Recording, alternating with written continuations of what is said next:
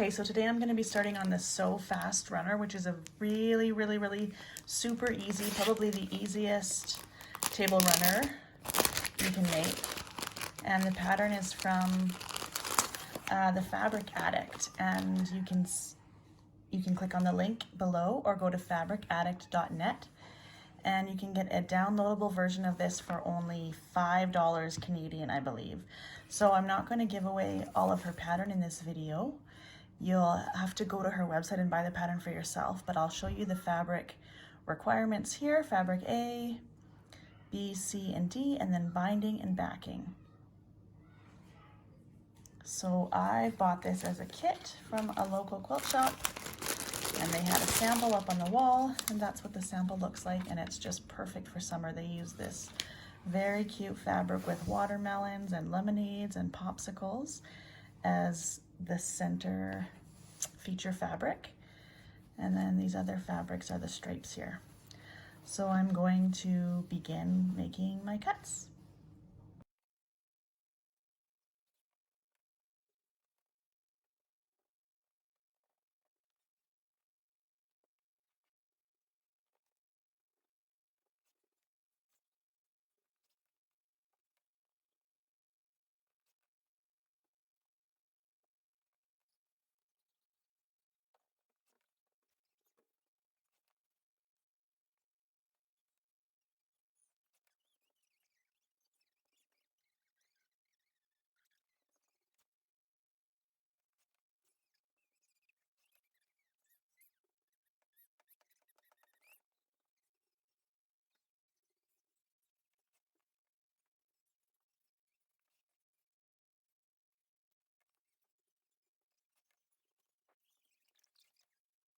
Okay, so now I'm ready to sew all my strips, and I will be using Aurifil color number 2600, the Dove Gray, because this color matches anything I could be doing. This is what I use for all my piecing work.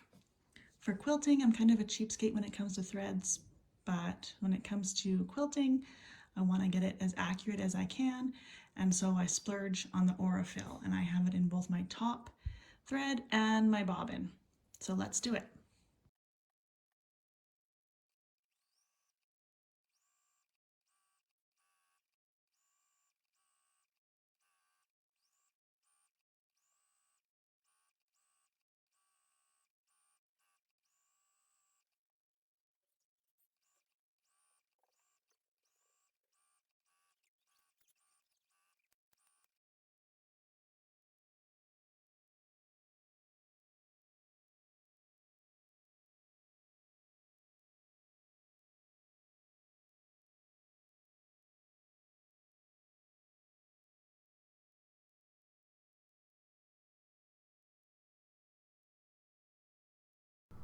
So here I'm making two long strips that are identical, and then those long strips will be sewn to the feature fabric. That's the larger wide stripe down the middle.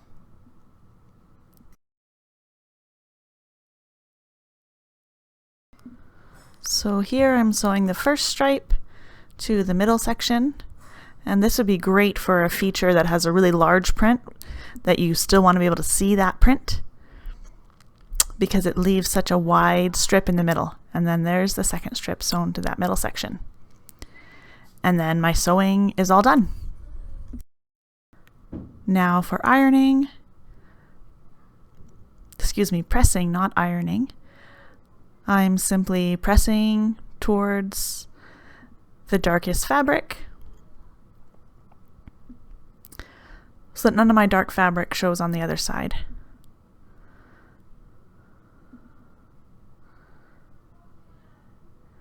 And you can do that regardless of which fabrics you've used. So whatever fabrics you've used, that's going to determine which way you're pressing your seams. So press towards the dark fabric to hide the dark. And then I'm going to give my background a quick press. Okay, and now I'm going to make my quilt sandwich with my backing and my batting and my top. And then once I've got that all lined up, I'll spray it with some 505 spray. So I always spray onto the batting, not onto the cotton. And I'll do that to attach the backing and the top. and then I'm ready to do the layout for the quilting that I want to do. So what I decided to do is I decided to do a crosshatch pattern. So here I'm plotting that out with a water-soluble marker from Clover. And I originally had drawn lines at the 1 inch mark all the way across, and I decided that was going to be a lot more quilting than I needed on this piece. So I actually only did every other line. So I actually did 2 inch cross hatching on this piece, and I don't show it on camera, but then I went over, once I had drawn all these lines, I went over to my machine with my walking foot on my machine and quilted this cross hatch, which you'll see in the final pictures.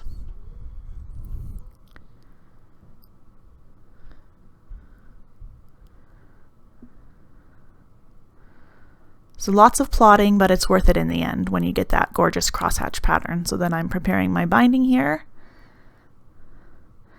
And then I'm attaching my binding.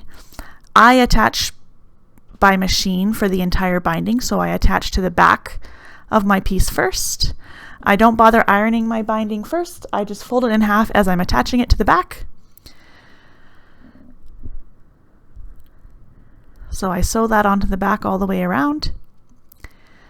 There's some non-90 degree corners on this piece, and the pattern tells you how to do those.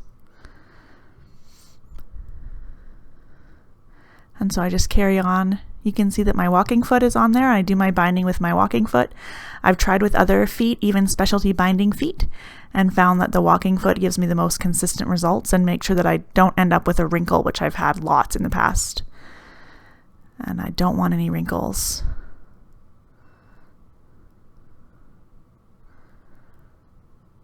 So now I'm just coming up to the end of my binding, and I will link my favorite binding tutorial in the comments.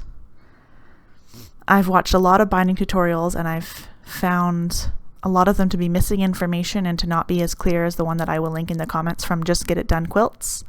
And she gives a couple different options for binding, and I am doing it the fussy way here, you can see. And I like those results the best, but there are a couple different options. And the Just Get It Done Quilts lady is really, really great at offering those options. So then another thing I did here was I put these little wonder clips, which I will also link below, all the way around to hold my binding. And then I'm ready to sew, and I just take off the clips as I'm going around. And again, that walking foot gives me beautiful results and make sure that I don't get any ripples or wrinkles on either side of my binding.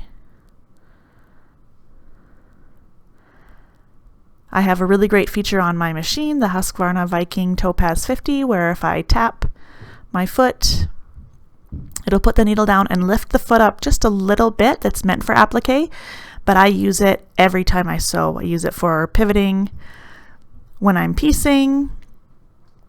I use it for pausing when I'm piecing if I need to get more pieces, and I use it on binding when I need to turn corners. So there's the finished piece before I've washed it, and there it is after I've washed it once all the blue marks have been washed out. Thanks for watching. I hope you make your own table runner and that you don't forget to like and subscribe.